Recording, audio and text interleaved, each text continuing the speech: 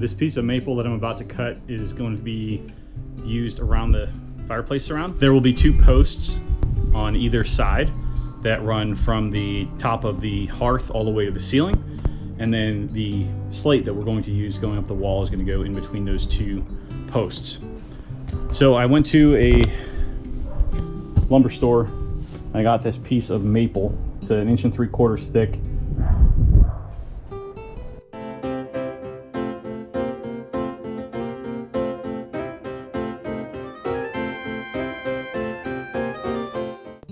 I'm going to use this to make the 2 posts. So the first thing I'm going to do is chop it to length using the chop saw. Then I'm going to run through the table saw and cut it lengthwise down the middle so that I can make 2 posts out of this 1 piece.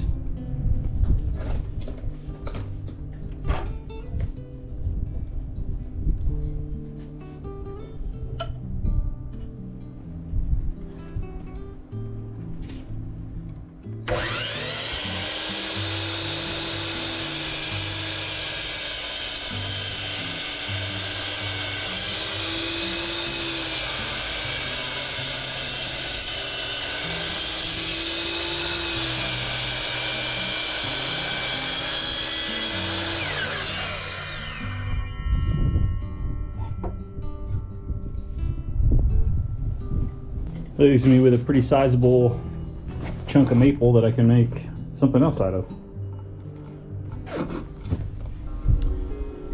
The piece of maple is 9 1/4 inches wide. It's actually slightly more than that, but I'm gonna cut it down the middle at 4 5/8 inches so that I can get 2 equally sized pieces. Now, one side of this maple piece has a rough edge, so I'm going to leave that side just about 1/4 inch longer, sorry, 1/8 of an inch longer, so that I can run that side through the table saw and make it nice and smooth.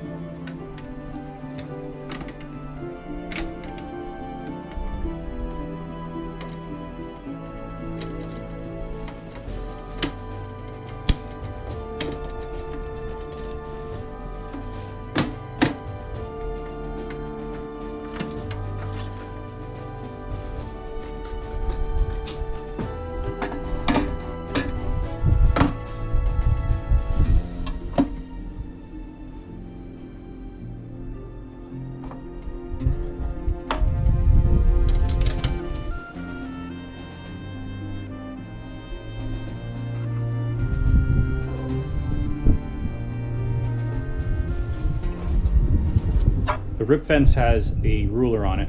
The ruler measurement goes to the center of the blade. And I wanted 4 5/8 inches of material. So I measured between the edge of the rip fence and the edge of the tooth on the blade so that I can get exactly 4 5/8.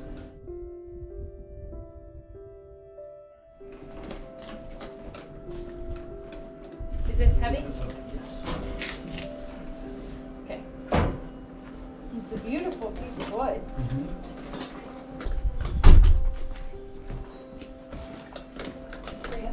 All right, so before we put the hearing protection on, Yep. the critical piece is to make sure that this edge, which is going to be the smooth edge, stays up against this piece. Oh, so this is backwards right now? Yes, I'm going to flip Okay. it over. Okay? Yes. So I'm going to be here holding and guiding Okay. the piece so that it stays on the rip fence. Okay. And that's how we get a nice straight cut. Right. All right? And you want me You're to... you're holding, all you were doing is holding the piece level with the table Okay. and walking it forward as I pull it. Okay. Okay? Once I'm done, once I need you to move to the other side, which is probably when the middle of the piece is on the table, Okay. then you're just gonna walk around to the other side and make sure that those both pieces that are cut end up on that Okay. block. All right. Love you. I love you too.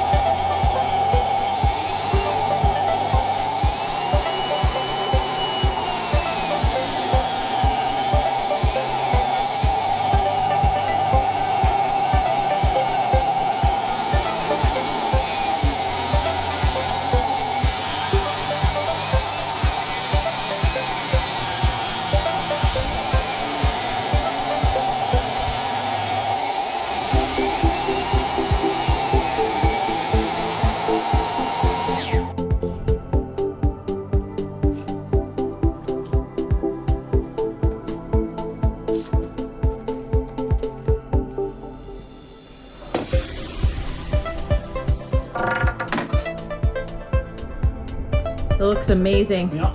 You gonna take it straight in? Sure.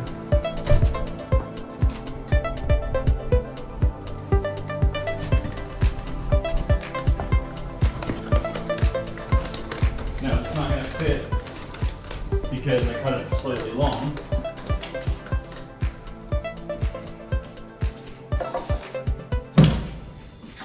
That is the general idea.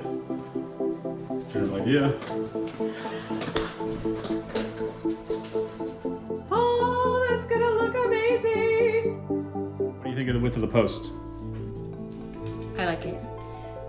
I think that because you had such a big piece of wood, that keeping it the width that it is, it looks nice. It's bigger than I would have originally picked, but it is beautiful. It's beautiful. I'm glad you like it. I do have to probably take just a hair off of it with sanding because of this, like this edge right here. There's a few blade marks in it. Is it more than character? Or is it? Yeah, look. Oh, I see. Okay. And that happens when it starts to twist. So what I might do, since it's a much more manageable piece now, is just take it down like a 1/16 of an inch and run it through again.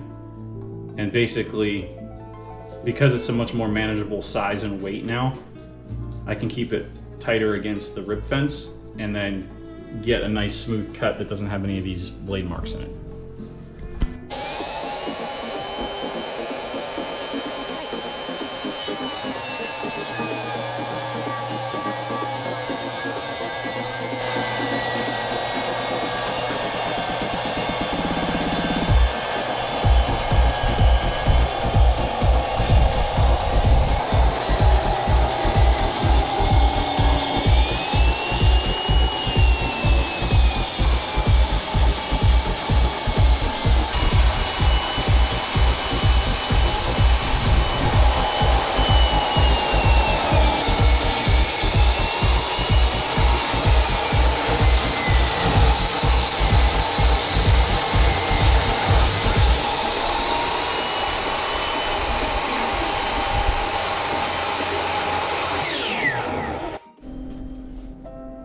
What should I do with this? Let's keep it. You're so weird. Do it again.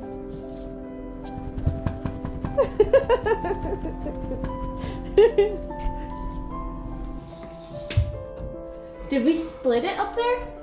No. That's a That's grain. that's character. Yeah.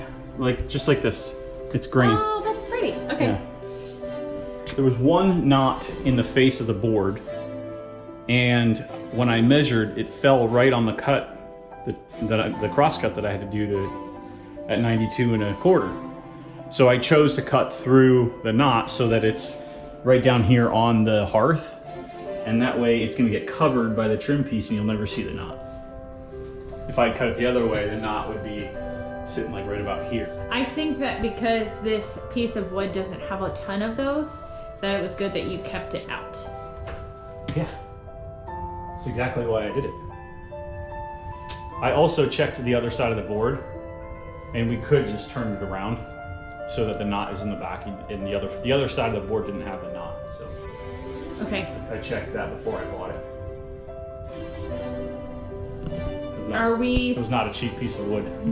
Are we we're staining this the same color that we put on the stairs? That was my plan. I think we should. Could you grab the slate and just bring it over to that so we can see how good it looks?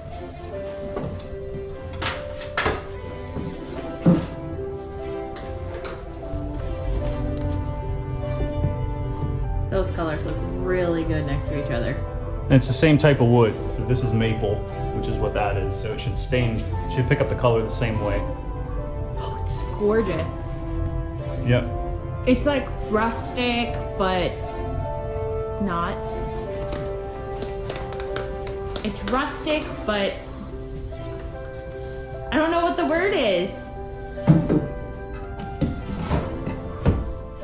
Modern rustic. Yes, modern rustic. It's gonna look amazing.